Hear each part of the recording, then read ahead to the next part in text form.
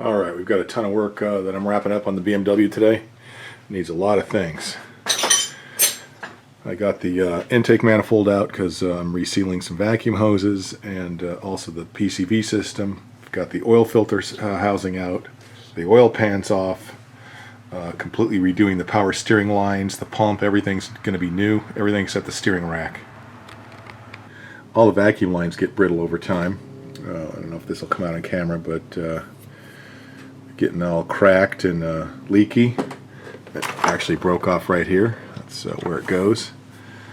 And yeah, I've got a lot of work to do. Hopefully these heater pipes don't go out someday, because I'll have to pull all this apart again. That will be a lot of work. Alright, here's the intake manifold. You can see the deteriorating vacuum hoses. This little plug, got to put a new one of these on. Yep, here's the PCV. It's not called a PCV, but it's it recirculates the oil, so the oil doesn't go down the intake. That goes bad. And here's the tubes. I'm going to replace this piece because this valve is broken internally. I'm going to reseal the injectors and put new filters. I've got this kit here. You pull out the little filters that are right in here, and you've got the new seals. I'm going to do that as well. Alright, we've got this oil pan gasket. Don't know if Dana is the maker or the importer, but my Jeep is feeling happy that there's some Jeep parts on the BMW Victor Rhines. I've seen the Victor Rhines Jeep. The throttle body doesn't look too dirty, but we're going to clean that out anyway. Now the idle speed control valve does look pretty dirty, so we're going to give that a good cleaning as well. So it frees up a little bit and moves. You're supposed to hear it shaking around. See, it's kind of stuck. So now there it goes. We've got new intake boots here for the throttle body. These go between the throttle body and the airbox. These get hardened and cracked over the years. This car is 21 years old with 200,000 plus miles on it. So yeah, it's time. I've already rebuilt the DISA valve, so there's really no reason to do this. It's got an aluminum flap now. I upgraded that a while back, and it's working fine. Yep, this is the oil filter housing. It's going to get cleaned off and put back in. There's a little gasket on the other side that needs to get replaced. Right here. Gets hardened over the years and just starts leaking. It's a pretty common problem on these cars. These are just the power steering hoses that I pulled out. Those are definitely leaky. And definitely an interior full of car parts as well as a trunk. This is the oil pan. It's nice and cleaned off. That's ready to go back in now.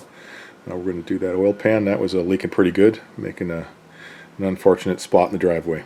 Here's part of the motor mount. It used to have liquid in it.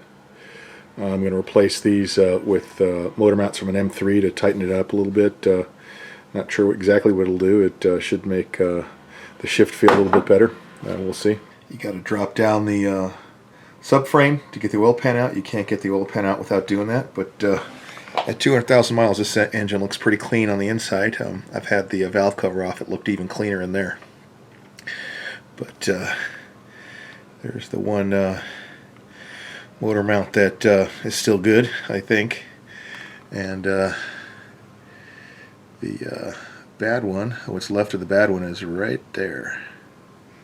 You can see all the oil that's collected on the transmission. I thought I might have a rear main seal leaking, but I got a peek up in there. It doesn't seem like the rear main's leaking very much, if at all. It was the oil pan. I upgraded these lower control arm bushings a long time ago with power sport bushings, and they're holding up pretty well. These are poly bushings versus the rubber bushings that came out. These just you just lubricate them and put them back together, and it's good for another 100,000 miles. They've got a lifetime warranty, so if they ever fail, I'll just put a new set in. The other leak that I'm fixing is here's one cam sensor, the O-ring that goes on the cam sensor. I haven't pulled that one out yet, but they leak. This one over on this side, over here, isn't leaking yet, but I'm going to replace it anyway. In addition to the oil cooler housing, there's a gasket.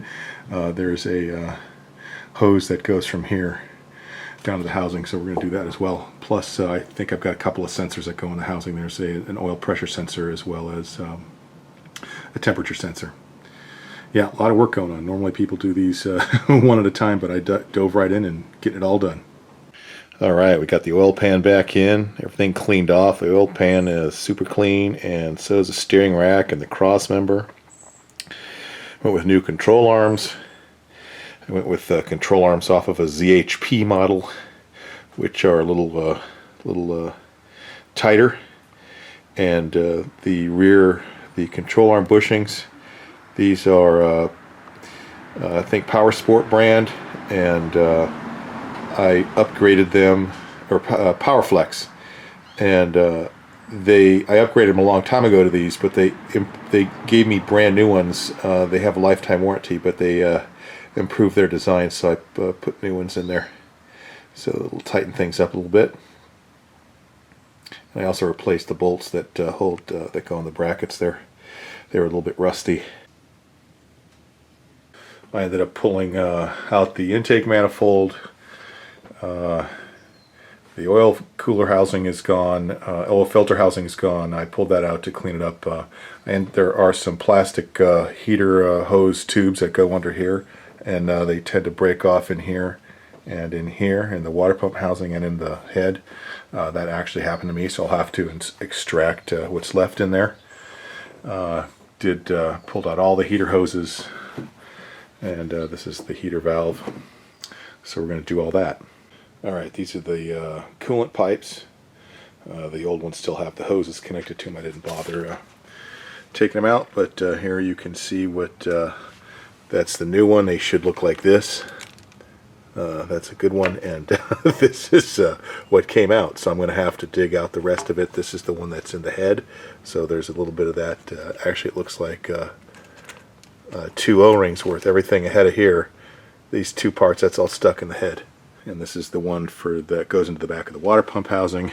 This is what it should look like with 2 O-rings, and everything ahead of this is stuck in the water pump housing, so it's going to be a chore to get it all out. I'll have to, and probably the aluminum is going to be corroded in there, and I'll have to hone it a little bit with a special hone. Yeah, a lot of work ahead. Yep, all new heater hoses here. There are 4 of them. And a new water temperature sensor. That's the same as the oil temp sensor. But these are clip-in, just like the radiator hoses. They kind of snap. These are little plastic ends. They clip into place. They clip into place there on the tank. And this is they came with new fancy clamps for the where the heater core is and the firewall. Pretty good hoses here. Should be all. I think they're all made. Nope, they're made in Turkey, not Germany. But it's a good brand. All right, here's my intake manifold. It's upside down. It's sitting here in the passenger seat on top of Jeep differential covers. But I replaced these vacuum lines. Get in really bad shape. I replaced them with some silicone lines. Replaced these vacuum lines. These go bad as well. This is the CCV valve. This is crankcase ventilation. All the tubing for that is new. There are about 4 tubes that come with that. We'll put on some new gaskets. It's all cleaned out, ready to go. Yeah, back seat's full of parts too. These are all the new parts. These are the other 2 hoses I replaced with silicone lines. This one goes over to, there's a vacuum valve over here. That big vacuum valve. Goes to a plastic tube. And then the plastic tube goes there, and then there's another. I replaced the other end of the line over here. And this line I replaced as well. And then there's another line here. I put some here. Oops, this yeah, that's the new silicone line. The other end of this goes to the fuel filter. The fuel filter has a pressure regulator built in. I gave it a new fuel filter. The old one had over 100,000 miles on it. And then there's another piece of line. All these lines just degrade over time, and that's probably getting at least 1 vacuum leak, but not triggering any codes. Yeah, I might clean all this junk up. I don't know. See how ambitious I get. It's going to be a lot of work. I've got a couple weeks into this and $1,000. A lot of work on these old German cars. Alright, more parts in the trunk here. This is the oil filter housing. It's all cleaned up, ready to go. We've got a new pressure sensor, new oil temp sensor. We've got a new oil filter in the back seat there. And this is a new power steering pump.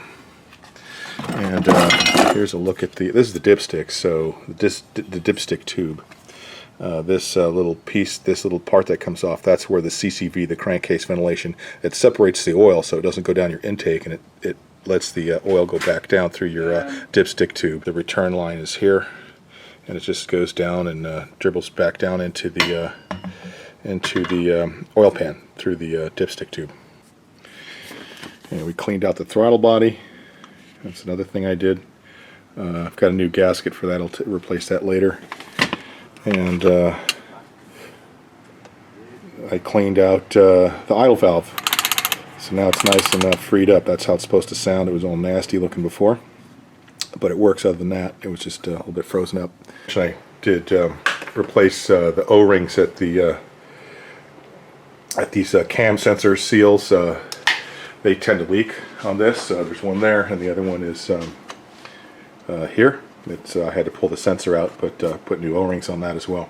And here's the other vacuum line right here. That's at the other end of the plastic tube. It goes all the way around the valve cover into the intake manifold. It's going to be a total pain in the neck getting these out. I got to clean out the plastic tubing that corroded and broke off. This is in the head. And then I'll film the water pump housing. Alright, this is the broken off tube in the water pump housing. That's going to be some fun work there, digging it out.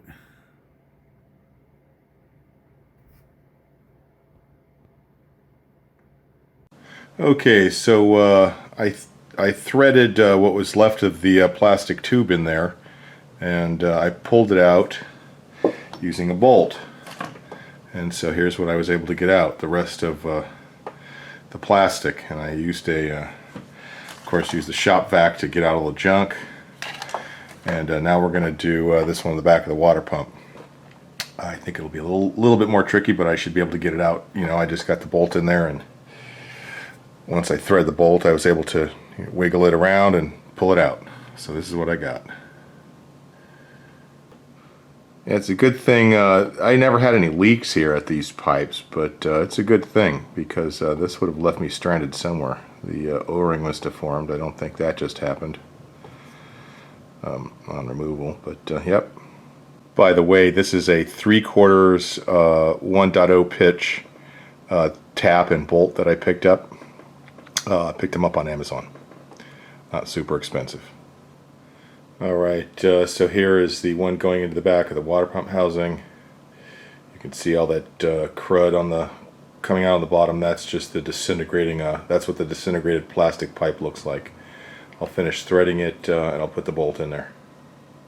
Alright, there's another look at all the junk that came out.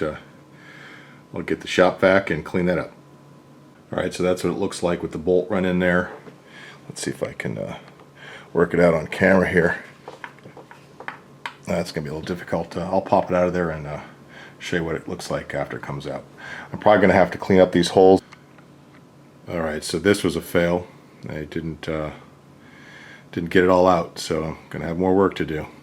Alright, I got it out here. It is a mess. That was not easy to pop out of there. So there's the other O-ring. Looks like some of it's still in there. We'll have to just dig it out. Yep, pain in the neck. Oh, here's what's left. Oh, I should have put my finger in there. It's just kind of falling out now. Yeah, I think these holes are ready to be cleaned out. Hopefully they're not pitted too badly. I'll have to resolve that in some way, but we'll get them cleaned out and see what's next.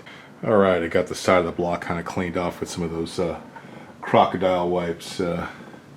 Worked alright. I still have to clean these holes out with some acetone, but I'm going to have to get in there with a wire brush or a hone and get those finished up so I can put it back together. Alright, we picked up a 1-inch flex hone here, and I've got my trusty old Snap-on PDR3 30-year-old air drill. We're going to go ahead and hone out these little ports here where the water tubes plug in. We're going to make sure to use a little motor oil here on the hone, and I'm also going to put some in the holes here. You don't want to run this hone dry. You want to put a little oil on it and then wipe it off when you're done. Got to give it a little lubrication. So let's get it going. Alright, let's get a look at these holes here. Alright, that one's looking pretty good. It felt pretty good to the touch. Looks pretty cleaned out. It's about as good as I'm going to get it. I don't want to put the hone on there for too long. I don't want to take out too much metal. That's looking pretty good. And it does feel really smooth, so I'm going to go back together on that one. Let's check the other one. Now let's find this front one here. That's looking pretty good, actually. Still got a little bit of crud in there. Can't see it too well, but from here, but better view over here. Yeah, it's still kind of cruddy in there. I'll give it one more pass. All right, well, anyway, it's looking pretty good. One more pass. I'm going to go back together on this one, too. All right. Oh, that's looking way better in here now. I think I got about all I can get out of there. Feels really smooth to touch. And, yeah, I think we're ready. Let's do it.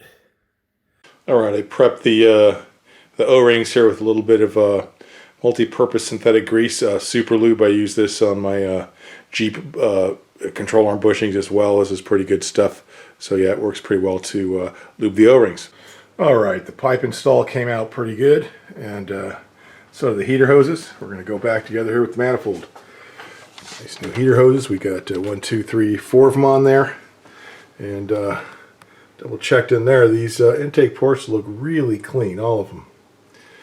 Yep, not a lot of buildup in there, but for 200,000 miles. Got a new temp sensor here as well.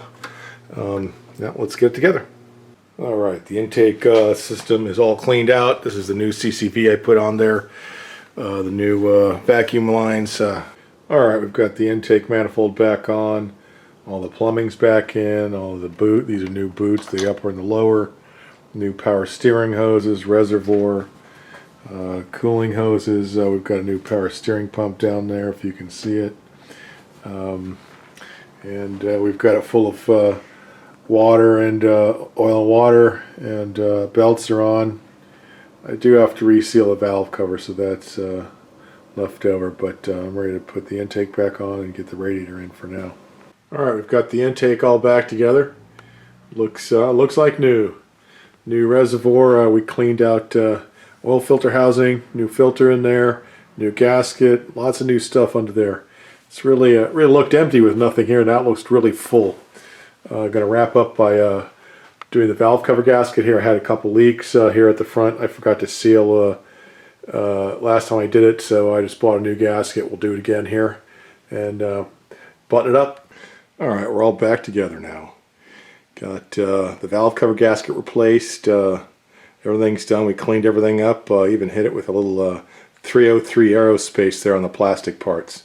Now it's time to start it up. I haven't started it in many months, so we'll see how it starts.